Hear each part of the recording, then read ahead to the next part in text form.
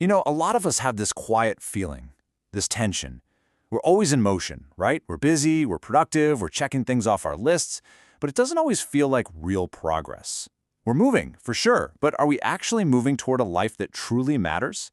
Well, that question is right at the heart of Robin Sharma's book, Who Will Cry When You Die? And it's what we're going to dig into today. The book kicks off with this ancient Sanskrit saying, and it's not just some nice introductory quote, it's really the philosophical anchor for everything else in the book. It asks us to think about the end of our lives, not in a dark or scary way, but as a kind of guiding star for how we live right now. It's all about balancing our own inner peace with the impact we have on the world around us. And this really gets to the core problem the book is trying to solve. Life can so easily just become a cycle of obligations. You know the drill. Wake up, go to work, pay the bills, handle your duties. Days just blur into weeks and weeks into years. Sharma says this can lead to a heart filled with regret over a life half-lived. We get stuck in the routine and we forget that we actually have the power to build a legacy, one small choice at a time. So that title, Who Will Cry When You Die? It's intentionally provocative, right? It's meant to grab you. But Sharma isn't using it to create fear. He's actually presenting it as a tool for clarity. It's a question designed to just cut through all the noise of daily life and make us ask ourselves, what really matters? What kind of person do I want to be remembered as? It's a way to start designing a life with real intention and, hopefully, with a lot less regret. A little background on the author. Robin Sharma wasn't always a leadership guru. He actually left a career as a lawyer to chase a life that felt more purposeful. And this book isn't a single story, like his more famous one, The Monk Who Sold His Ferrari. Instead, it's set up as 101 short, actionable principles. Each chapter is only a couple of pages long, which makes it super accessible. The main idea is that if we think about our own mortality, we can find the drive to live a life of deep significance, instead of just, getting by. So this brings us to the book's absolute core idea. Sharma makes a really important distinction between a life that looks good on the outside, what we'd call conventional success, and a life that feels meaningful on the inside. This is the big difference between success and significance. You can see the two paths laid out here. On the left, you have that conventional idea of success. It's all about accumulating wealth, status, getting that external validation.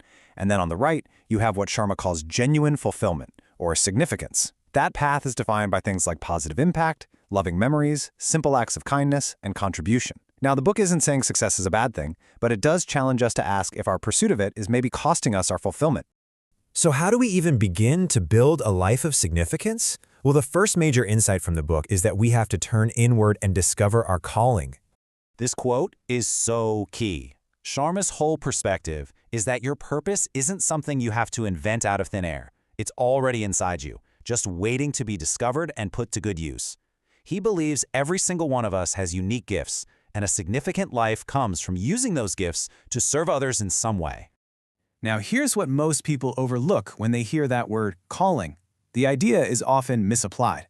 We imagine this huge, dramatic moment where we have to quit our job and change everything.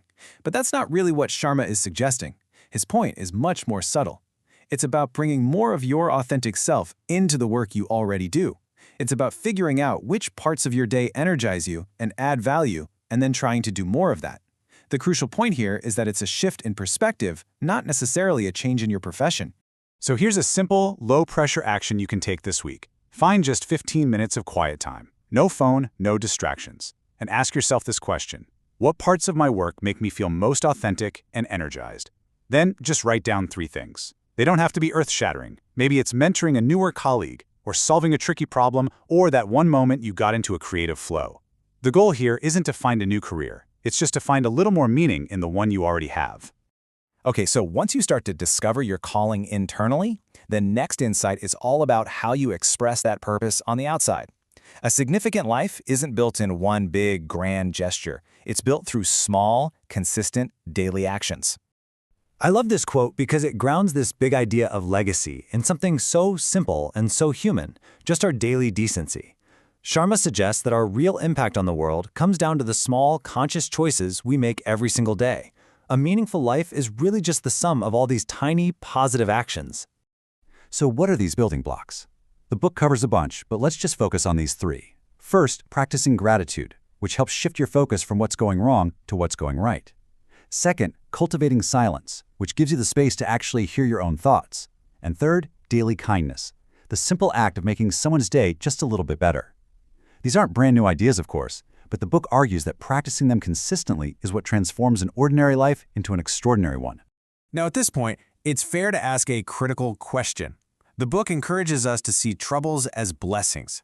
And for a lot of people, that can sound a lot like toxic positivity. I mean, is it really realistic or even healthy to see every single hardship as some kind of gift? Well, the book's perspective isn't about ignoring pain or pretending that tough situations aren't, well, tough. It's about reframing them. Sharma's point is that our character isn't shaped when things are easy. It's forged in our challenges.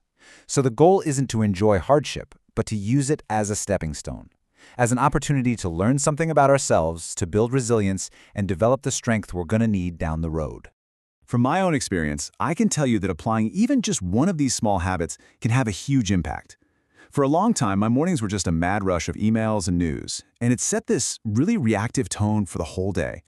So, inspired by the book's chapter on cultivating silence, I started taking just 5 minutes every morning to sit quietly with a cup of coffee before I looked at any screens. It's not some dramatic life change, but that tiny pocket of stillness has brought this unexpected clarity to an otherwise really busy schedule. It just proves the point that those small, consistent actions really are the foundation. All right, so here's another simple, emotionally safe action for this week. Think of one person you rely on. Could be a colleague, a friend, a family member. Then, just write them a single sentence of genuine appreciation. A quick text or email is perfect. The act itself is small, but it puts that principle of daily kindness into practice, and it reminds both of you about the importance of that connection. Okay, let's start to bring these ideas together. We've talked about discovering your calling and mastering your daily actions. Now, let's circle back to that central theme of building a legacy. So the book has 101 distinct life lessons. They cover everything from journaling and waking up early to planting a tree and learning how to say no. But the number of lessons, 101, is actually less important than the conclusion they're all pointing toward. The book isn't meant to be a checklist that you just complete. It's a collection of reminders that all funnel down to one single powerful idea. And this is the crucial point. The question, who will cry when you die, isn't really about death. It's about life. It's a tool to bring purpose and intention to this very day. Your legacy isn't some monument you build at the end of your life. It's something you are building right now with every single choice you make. And as with all the ideas that we explore, the value isn't just in knowing them, it's in living them. If there's one thing worth remembering, real growth begins when an idea is quietly applied, not loudly admired. If you found this insight valuable, please like this and subscribe to Daily Book Insight.